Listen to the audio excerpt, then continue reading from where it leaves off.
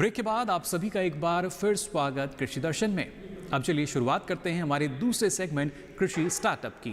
कृषि स्टार्टअप में आपको हम दिखाते हैं एक सफल कामयाब किसान की कहानी जो उद्यमी बन चुके हैं। तो आइए आज देखते हैं कृषि स्टार्टअप में क्या है आपके लिए खास।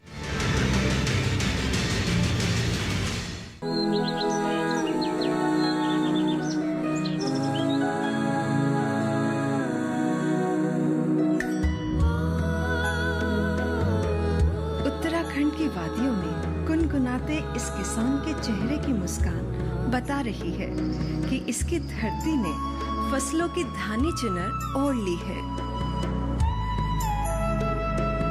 खेत ही क्यों, जिसके पोखर में मचलती मछलियां हों, क्यारियों में रंग और खुशबू का समा बांधते फूल हों, चहलकदमी करती मुर्गियां हों, पॉली हाउस में हरी भरी सब्जियां हों, फिर तो किसान मुस्कुराएगा ही।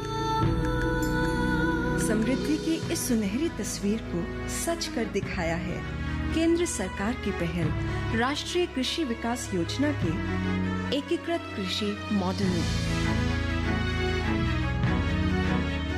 एकीकृत कृषि यानी आधुनिक कृषि का एक ऐसा मॉडल जिसमें थोड़ी ही जमीन में खेती के साथ साथ इससे जुड़ी कई गतिविधियां एक साथ की जाती हैं।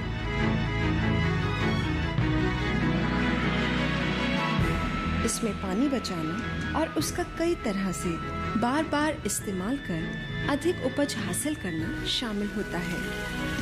इस योजना का एक महत्वपूर्ण घटक है एकीकृत बहुउद्देशीय जल संभरण टैंक। टैंक की जो क्षमता होती है वो करीबन 50,000 घन लीटर की होती है। पानी जो भी उनके निकटस्थ सोर्सेस होते हैं वहाँ से उस पर इकट्ठा किया जाता है। इसके साथ ही साथ उसमें लगभग जो है 1000 मछलियों के बीज भी डाले जाते हैं और इसके साथ ही साथ निर्माण किया जाता है मुर्गी बाड़े का। मुर्गी बाड़े में करीबन जो है 50 मुर्गी के चूजे दिए जाते हैं जो समय बढ़ने पे जो है वो बढ़ते हैं और उसका भी अच्छा रेट हमारे किसानों को मिलता है।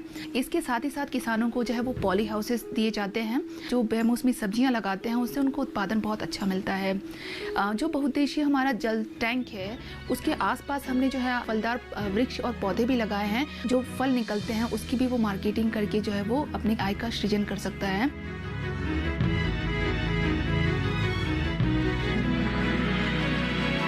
एकीकृत कृषि के इस कामयाब मॉडल से जुड़ने वाले एक प्रगतिशील किसान हैं अल्मोड़ा के प्रभाकर भाकुनी। विभाग द्वारा शुरू में मुझे एक टैंक बना के दिया गया और इसको पानी को लाने के लिए मेरे पास हेड नहीं था, उसको हेड के लिए 500 मीटर पाइप भी दिया गया ताकि हम उसको दूर पहाड़ियों से अपने पोखरे तक, अपना टैंक तक उस पानी को पहुंचा सकें। उस पानी को मैंने सिंचाई भी किया, उसमें मच्छी भी पाली और उसके साथ मुर्गी बाड़ा दिया गया। मुर्गियाँ भी देसी मुर्गियाँ हैं, कॉयलर मुर्गियाँ बोलते हैं उनको, और जो अंडा देती है। उसके साथ मेरा मांस के लिए भी हो जाता है और अंडे के लिए भी हो जाता है। और इसके साथ साथ उसमें उस टैंक में मैंने अजोला घास उगाई है। वो अजोला में काफ़ी प्रोटीन होती है और वो जो मेरा प्रोटीन एक तो पशुपालन मेरा गाय के रूप में खाती है, बकरी खाती है और सबसे ज़्यादा मेरे को मुर्गियाँ खाती है। मुर्गियों को मैं बाजार का लेके दाना देता नहीं हूँ।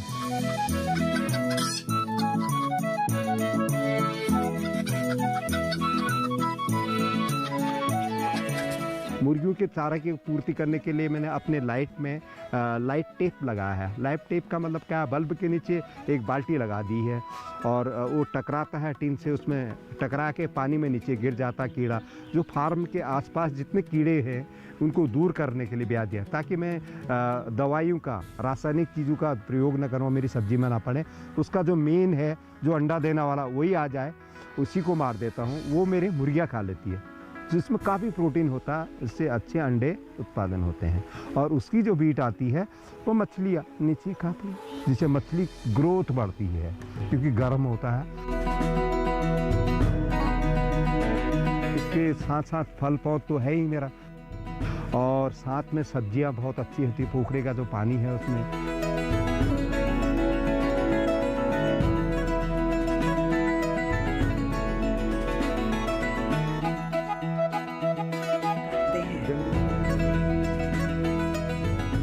मेरा ऑर्गेनिक फार्म होने के कारण मेरा दूध मेरे फार्म से निकल जाता है, अंडे यहीं से निकल जाती है, मछलियाँ यहीं से निकल जाती हैं। और फार्म में जो गेहूँ और ये होता है, इसके साथ जो मैंने सघन फसलों का कर रखा है, उसमें मैं आसवन से गुलाब जल निकालता हूँ। गुलाब जल टूरिस्ट ले जाते हैं। कैमोमाइल चाय के लिए कैमोमाइल लेके जाते हैं। तो मेरा कुल मिला के देखा जाए तो 6 से 6.5 लाख रुपया सालाना आ जाता है। अब मुझे लगता है मेरा परिवार, मेरा आजीविका बहुत बेहतर चल रही है पहले से।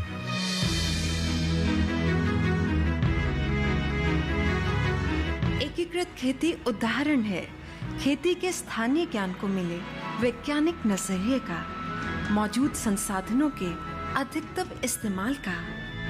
ये किसान की मेहनत और कौशल की बेमिसाल कहानी है।